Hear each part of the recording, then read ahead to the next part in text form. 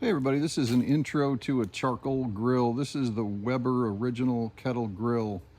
One day after humans harnessed fire and used it for cooking, the Weber people invented the Kettle grill, the original Kettle grill. This again was the day after, and it has not changed since, and the reason why is because it's perfect. And anybody that wants to argue, you just come on by and I'll fight you about it. Anyway, let's take a look at it and see how it kind of functions. This right here is one of the ways to control the heat. We can open it all the way for airflow coming in from the bottom. And the way airflow comes in from the bottom is this handle right here. We pull it all the way. That's full open, that's half, that's a quarter, and that's closed. When I'm done cooking, to save the charcoal that hasn't finished burning, I'll shut that. And of course, when I'm cooking, this is open to whatever degree as far as how much heat I want to be allowing into the grill, or how much oxygen. But I'll shut that when I'm done, and again shut the top. And then when I come to cook again, take the top off. Incidentally, the inside of the top has a little handle right there that it just, if you slide down, it hangs right on the edge very conveniently.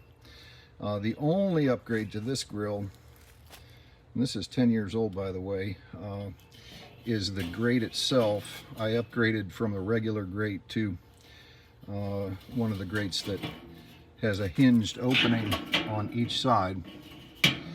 And I do that because, or did that because sometimes I will use this as a smoker.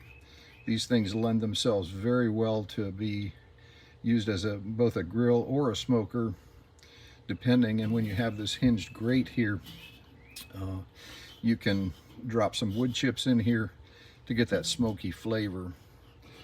Now let me kind of pull it apart so you can see how this operates. I'll take the grate off. A lot of times I'll hang it right there in the handle. It hangs there just fine. You can see I've got a piece of oak firewood right in the middle. What I'm doing is I'm separating the direct heat over the charcoal from an area back in the back, which would be indirect heat. So essentially what I can do is I can sear something over the direct heat, and then I can move it to the back and essentially bake it.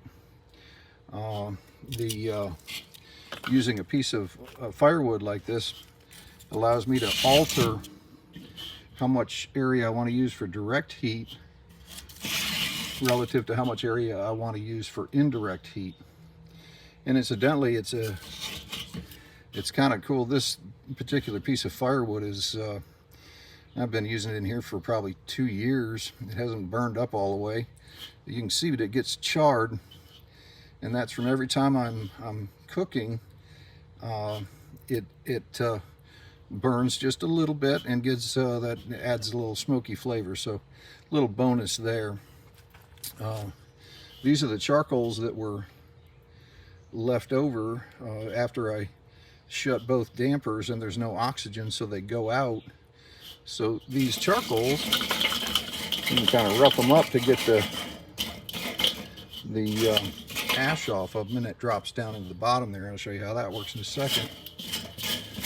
But so we can use our leftover charcoal as well, kind of a waste not, want not sort of thing. I'm going to take the piece of wood off. I'm going to pull this charcoal grate off, and then inside you can see these wings here. Now remember when I told you that that handle down below is a damper. So when it's all the way open, to get some of these hooks out of the way, you can see that oxygen can come in through the bottom. So when you want it good and hot, what you want to do is open it wide open like that, and then you can control the damper on top as well, and control the heat a little bit that way too.